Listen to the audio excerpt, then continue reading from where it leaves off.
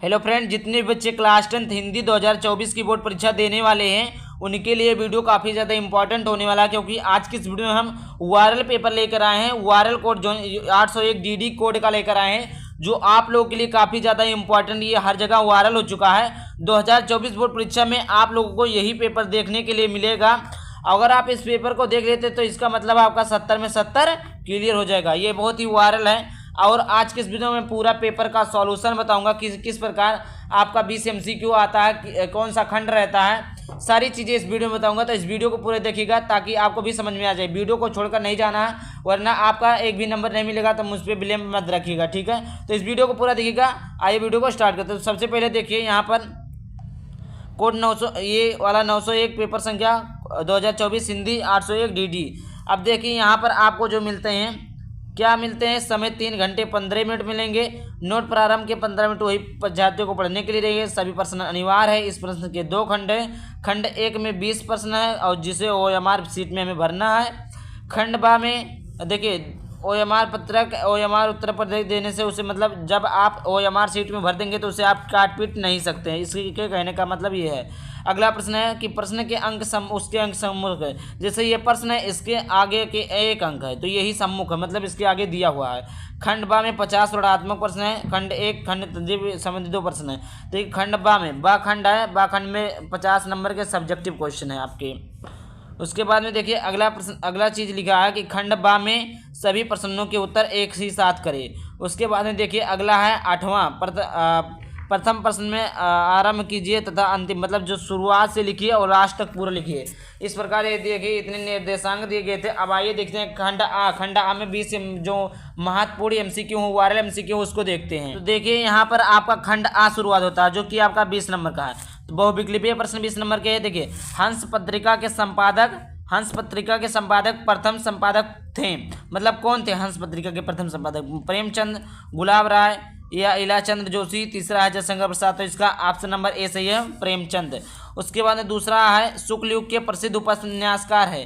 तो पहले देखिए उपन्यासकार इनके 2 है। पहला है प्रेमचंद जी हैं, दूसरे रामधारी सिंह दिनकर है। लेकिन इसमें देखिए कौन सा सही है, रांगे राघव, धर्मवीर भारती, सी भगवती चरण वर्मा। उसके बाद में डी क्या है, मन्नू भंडारी। तो इसका ऑप्शन नंबर सी सही हो जाएगा, भगवती चरण वर्मा।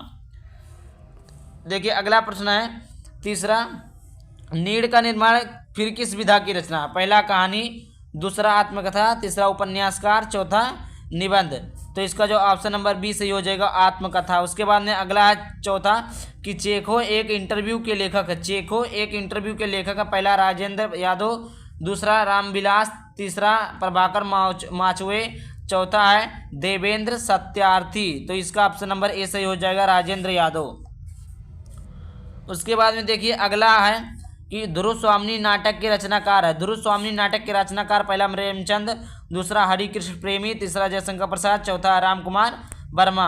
तो इसका ऑप्शन नंबर सी सही हो जाएगा, जयशंकर प्रसाद। उसके बाद में 6वां प्रश्न है कि रीतिकाल की रचना है। रीतिकाल की रचना क्या? पहला है रामचरितमानस, दूसरा प्रिय प्रवास, तीसरा प्रेम माधुरी, चौथा है रामचंद्रिका। तो इसका ऑप्शन नंबर डी सही हो जाएगा, रामचंद्रिका।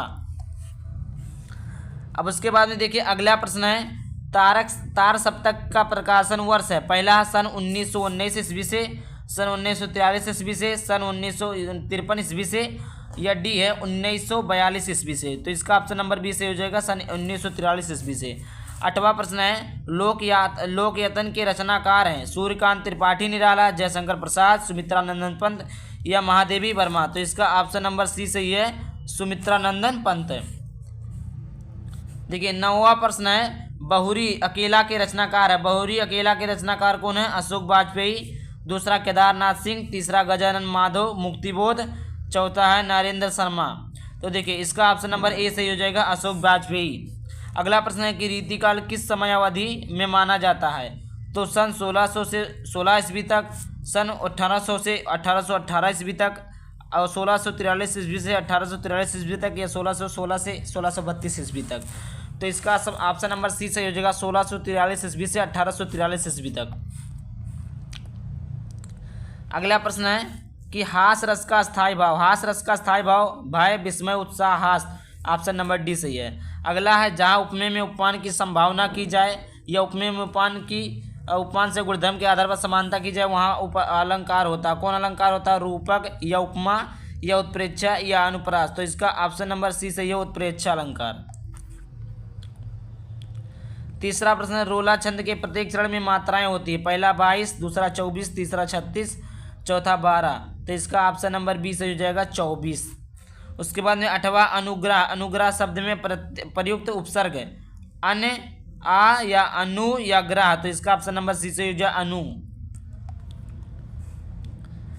देखिए अगला प्रश्न है, आई प्रत्यय जोड़कर कौन सा शब्द बना है? आई प्रत्यय, तो पहला महानता, दूसरा लिखाई, तीसरा लघुता, चौथा बचपन। तो इसका लिखाई हो जाएगा सही। उसके बाद में देखिए अगला प्रश्न है, पंचवटी में कौन सा समास है? पहला क्रमधारय, द्वंद्व, द्विगु या तत्पुरुष। तो ऑप्शन नंबर सी सही हो जाएगा, द्विगु समास है। अगला प्रश्न है, सूरज का तत्सम रूप है। सूरज का तत्सम रूप क्या है? सूर्य या दिनकर या सूरज या प्रकाश। तो देखिए इसका ऑप्शन नंबर ए सही हो जाएगा, सूर्य। 8वां है, स्वागतम का संधि है, संधि विच्छेद। पहला स्व धन आगतम, दूसरा सुधन आगतम, तीसरा है सा प्लस वागतम, सुधन वागतम। तो इसका ऑप्शन नंबर बी सही हो जाएगा, सुधन आगतम। अब देखिए 19वां प्रश्न, फलात शब्द की विभक्ति योगवचन है। तो द्वितीय विभक्ति एक वचन, तृतीय विभक्ति बहुवचन, षष्ठी विभक्ति बहुवचन, पंचमी विभक्ति एक वचन। तो इसका ऑप्शन नंबर डी सही हो जाएगा, पंचमी विभक्ति एक वचन। उसके बाद में हसत शब्द का पुरुष युववचन बताइए। मध्यम पुरुष द्विवचन, उत्तम पुरुष एक वचन, प्रथम पुरुष एक वचन, उत्तम पुरुष बहुवचन। तो इसका ऑप्शन नंबर सी सही है, प्रथम पुरुष एक वचन। देखिए अब उतना हमारा क्या था, OMR सीट में भरने वाला कार्य था जो 20 नंबर का था। अब यहाँ से आपके शुरुआत होते हैं सब्जेक्टिव क्वेश्चन जो आपके 50 नंबर का रहेंगे। आपको जो सब्जेक्टिव क्वेश्चन कहाँ लिखना रहेगा? कॉपी में। कहाँ लिखना रहेगा? कॉपी में लिखना रहेगा 50 नंबर का। ठीक, तो आइए देखते हैं।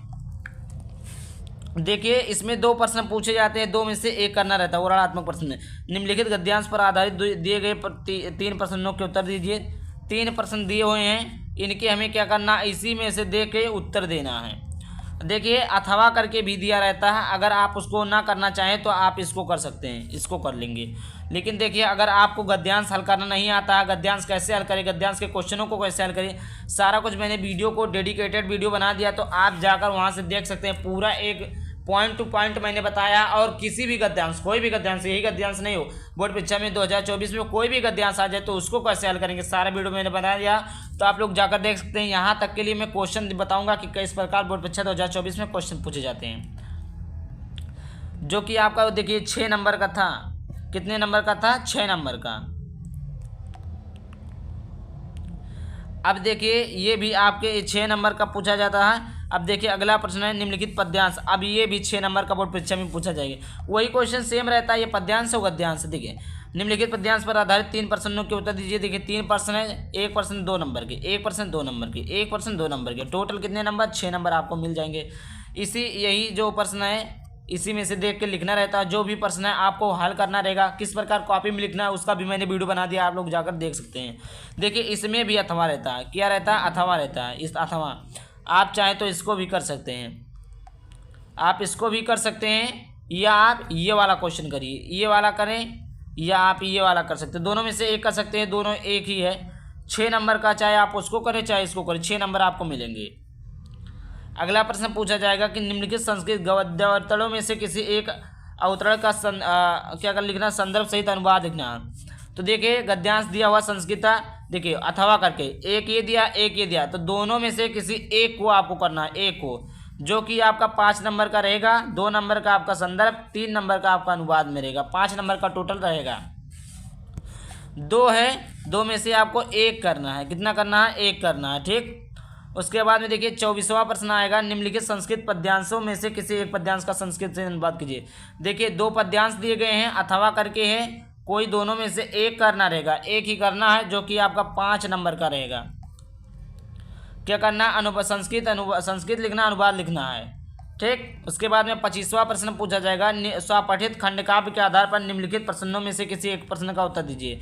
देखिए आप किस जिले से हैं? आप देखिए गोंडा जिले, प्रतापगढ़, बहराइच, बासी, इटवा। देखिए किस जिले से आप, जिस जिले से हैं उस जिले में से आपका लिखना है। जैसे जो जवाब जो पूछा जाता है ये पूछा जाता है गोंडा जिले वालों के लिए।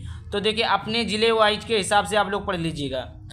उसके बाद देखिए अगला प्रश्न है 26वां कि निम्नलिखित लेखकों में से किसी एक का जीवन परिचय देते हुए इनकी प्रमुख रचना का उल्लेख कीजिए। जयशंकर प्रसाद, भगवत शरण उपाध्याय या आचार्य रामचंद्र शुक्ल। तीनों में से एक को लिखना है, जो कि आपका 5 नंबर का पूछता है, 3 नंबर का आपका वो रहेगा, 2 नंबर का आपका रचना रहेंगे 5 नंबर के। अगला प्रश्न देखिए निम्नलिखित कवियों में से किसी एक कवि का जीवन परिचय देते हुए उनकी प्रमुख रचना का उल्लेख कीजिए। तुलसीदास, बिहारी लाल, मैथिली शरण गुप्त। इनका भी रचना 2 और उस पर 3 नंबर, 5 नंबर का टोटल आपका मिलेगा। अब देखिए अगला प्रश्न है अपनी पाठ्य पुस्तक में से कंठस्थ कोई एक श्लोक लिखिए जो प्रश्न पत्र में ना आया हो। देखिए 2 नंबर का रहता है जो आपके प्रश्न पत्र में ना आया हो वही लिखना, जैसे सर्वे भवन्तु सुखिनः, सर्वे सन्तु निरामया, सर्वे भद्राणि पश्यन्तु मा कश्चित् दुःख भाग् भवेत्। ठीक, उसके बाद में देखिए अगला प्रश्न है निम्नलिखित में से किन्हीं 2 प्रश्नों का संस्कृत में उत्तर दीजिए। 5 प्रश्न दिए गए हैं, 2 प्रश्न आपको करना है, 1 + 1 = 2, एक नंबर के 2 प्रश्न रहेंगे आपके। अगला प्रश्न निम्नलिखित विषयों में से किसी एक पर निबंध लिखिए। जीवन में विज्ञान का महत्व, विद्यार्थी और अनुशासन, वनों में लाभ, देश प्रेम, आतंकवाद। ये आपका 7 नंबर में पूछा जाएगा। और देखिए अब की बार आपका एक प्रश्न और बढ़ गया है, पत्र लेखन। क्या बढ़ गया है आपका? पत्र लेखन। अब की बार बोर्ड परीक्षा वाला ने पत्र लेखन भी दे दिया, जो कि आपका 4 नंबर का पूछेगा। कितने नंबर का पूछेगा? 4 नंबर का पूछेगा बोर्ड परीक्षा 2024 में। पत्र लेखन किस प्रकार लिखते हैं इसका भी मैंने वीडियो बना दिया, जाकर आप लोग वहां से चेकआउट कर सकते हैं। आई होप वीडियो अच्छा लगा वीडियो को लाइक कर देना, चैनल पर पहली बार चैनल को सब्सक्राइब करना। चलिए मिलते हैं वीडियो टॉपिक के साथ। बाय बाय, थैंक यू, जय हिंद, जय भारत, वंदे मातरम।